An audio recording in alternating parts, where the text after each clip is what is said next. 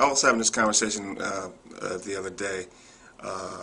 We were talking about indie movies, and what exactly is an indie movie? And I remember, and again, one of the people that I enjoyed the most was Spike. And I remember when Spike came out with She's Gotta Have It. I didn't know anybody in the movie, and I found that refreshing. You had Tracy Camille Johns. And I can't remember all these people's names, so excuse me. Spike and everybody else was on She's Gotta Have It. I love the movie, but I do remember Tracy Camille Johns. But that's for another whole thing. There were people on. There was new faces. You know what I mean? First time I seen Joie, the Greer Child's character. They were different people, and it kind of reflected the spirit or the independence of an indie movie. You know what I mean? Grassroots. You know what I mean? New coming actors, hungry actors that were willing to work. And where is that at right now? Yeah, we have Sundance.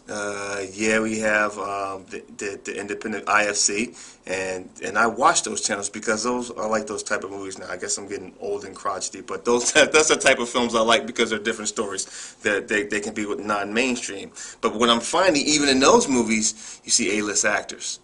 So it's an indie movie, but all of a sudden you see, a Marcia Gay Harden.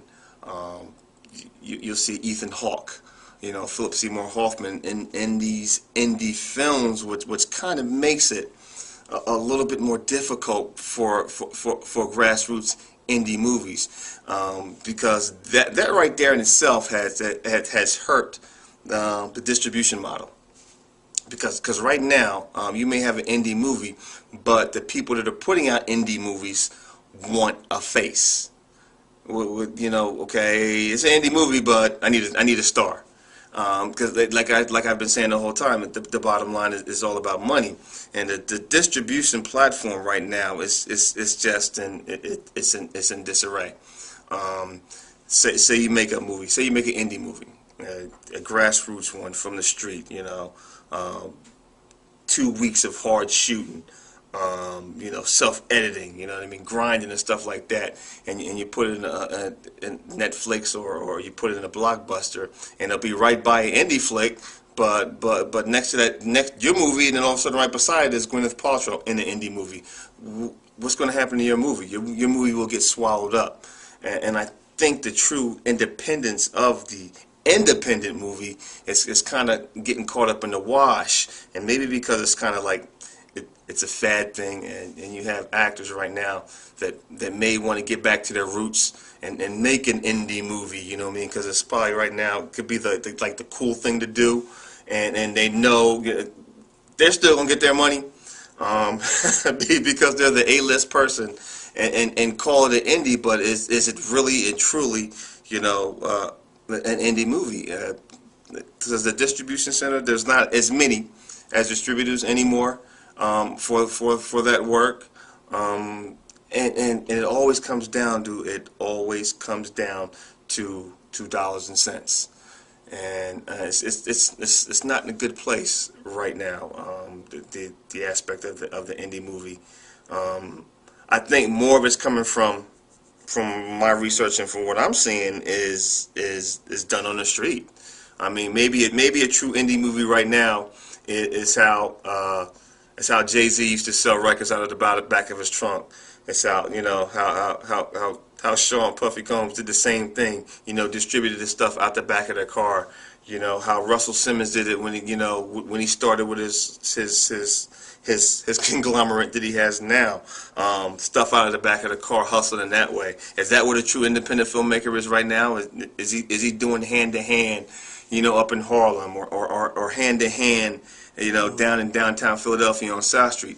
Is that the direction it's going in? Could it be? Maybe. Because the independence, what I'm seeing, is kind of losing its independence and still being gobbled up somewhat by Hollywood. Because Hollywood sees something, and they see something that works, and they want to grab a hold to it, and kind of make it their own. Because in a sense, that Hollywood is... They're the Lord Masters of everything. And when I talked about making movies, everybody was getting to me about, well, they start talking about budgets. They talk about, well, what director you're going to get, what actor you're going to get, where you're going to shoot, what you're going to, all these other questions that were going on in my mind. I was like, oh my God, can I actually do this? And you get all caught up into, the Hollywood aspect of movie making. And now I thought about it. I'm like, you know what? I can make this happen. We can make this happen. I think the story is sound. And I'm not, if Hollywood comes knocking on my door, fine. If they don't, we're going to be out there telling our stories. We're going to be out there talking about our experience. We're going to be out there sharing our vision, and it has to be done.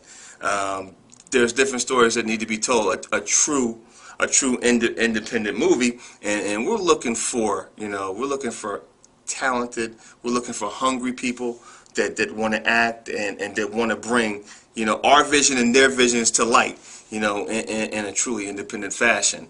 And that's the direction we're going to go in, because go on IFC or look at Sundance, and when you go on those channels and look and see how many people you actually know that are actually in these so-called independent movies. So I think we need to get back to the basics of a real indie film, and that's what I hope happens. Cut.